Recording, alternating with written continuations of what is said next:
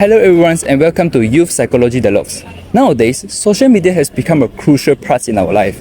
In fact, according to Pew Research, 60% of youth actively engage in social medias like Instagram, TikTok and X. Hence, in this video, we are diving deep into the impact of social media on youth. Over the next 15 minutes, we will be answering 5 major research questions, reflecting on how social media affects our mental well-being, behavior and our values. Along with our guests of students from 7 University Malaysia, we will explore real research findings and connect them with philosophical perspective. Let's get started. I wake up and the first thing I do is check my phone.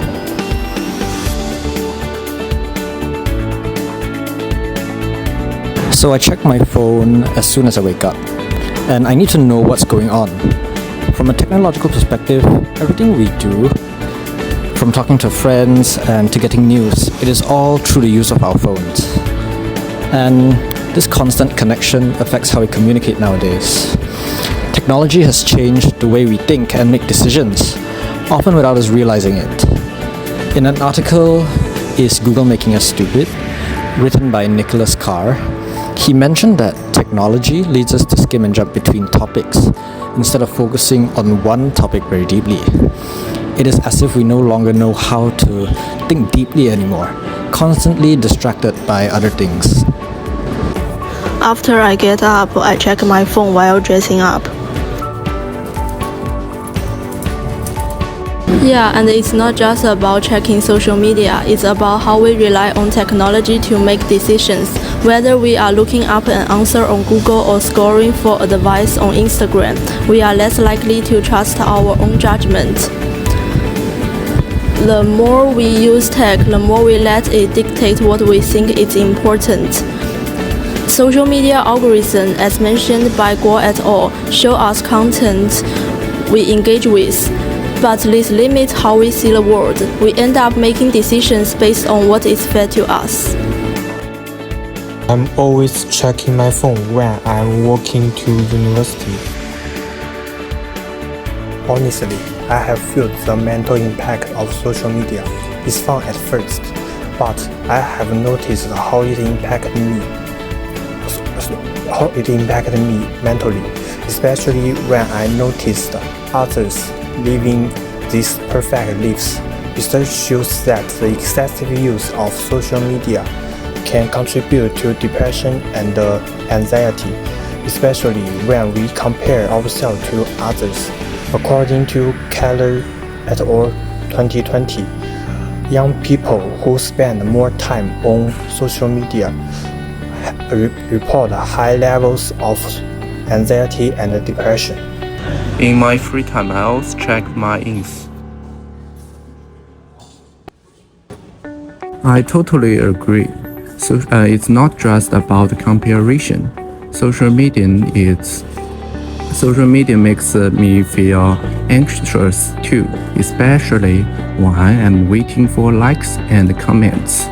The cycle of getting immediate feedback, like likes, comments, and shares, makes us more dependent on external validation. It's rewarding in short term, but the long term it just amplifies feelings of inadequacy. Close and Griffiths found that social media addiction is linked to sleep, depression, anxiety, and depression in youth. When I eating, I always have my phone with me. It is like a habit now. Anytime I post some things, I get anxious about how many likes I'm getting. It's hard not to let it affect my mood in a vicious circle. The number of likes and comments directly impact our emotional state. Coos and Griffiths point out that positive feedback can boost self-esteem, but if the engagement isn't what you expect, it can lead to frustration and a drop in confidence. I am always checking my phone when I am walking to university. Likes and comments have become a form of validation, but if I don't get a lot of engagement, it makes me feel invisible. As Smith et al. 2023 confirms there is a lot of pressure to create content that will get likes, but it can affect your self-worth. Social media platforms makes you think that your value is depend on these interactions, and this can lead to anxiety, depression, especially for those youth whose self-esteem is still developing. For example, in my this post I haven't get enough engagement, so I will delete it. I think social media amplifies everything. I always see posts about other people's success, their vacations, going out living their flawless lives. It makes me feel bad about myself. Problems like low self-esteem and personal image issues, they pile on each other. When we constantly compare ourselves to others, it just drives these problems to be worse than it already is. And according to Vogel et al. 2014, social comparison on social media significantly lowers self-esteem, especially when we see others living their perfect lives. I agree, the more we compare ourselves, the worse we feel. But it's not just the traditional problems being amplified. New issues are emerging, like FOMO, a fear of missing out. Seeing what everyone else is doing can make us feel left out. FOMO, which has become so common because of social media. Barry and Wong found that FOMO is linked to anxiety and low self-esteem, which can lead to a lot of social stress. Philosophy offers a way to think deeply about social media. For instance, consequentialism tells us to consider about the outcomes of our action. Social media may have positive effects like creativity and learning, but the negative consequences like depression and anxiety are also important. If we just focus on the good, we may ignore the harm. Exactly, and constructivism also applies here. We build our self-concept through experience.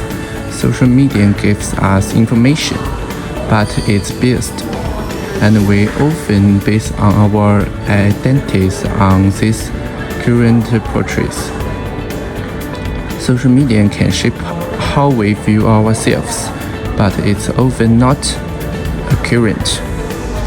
We end up internalizing these online personas, and that can create confusion about our true identity. According to James B. 2023, liberalism emphasizes the freedom of expression. Social media allows us to speak openly, but it also brings risks like misinformation and cyberbullying. We need to balance responsibility with freedom, because if we will use social media without considering the consequences, we could be hurting ourselves and others. And virtuous ethics would encourage us to act with integrity, empathy, and honestly online. We need to use social media responsibly, considering its impact on others. Our actions online should be reflect the virtues we want to develop in our real life. As what we have explored today, social media is a powerful tool contributes to mental health challenge. It shapes how we communicate, compare ourselves, and making decisions. Research shows the importance of moderation, critical thinking, and self-awareness when engaging in social media.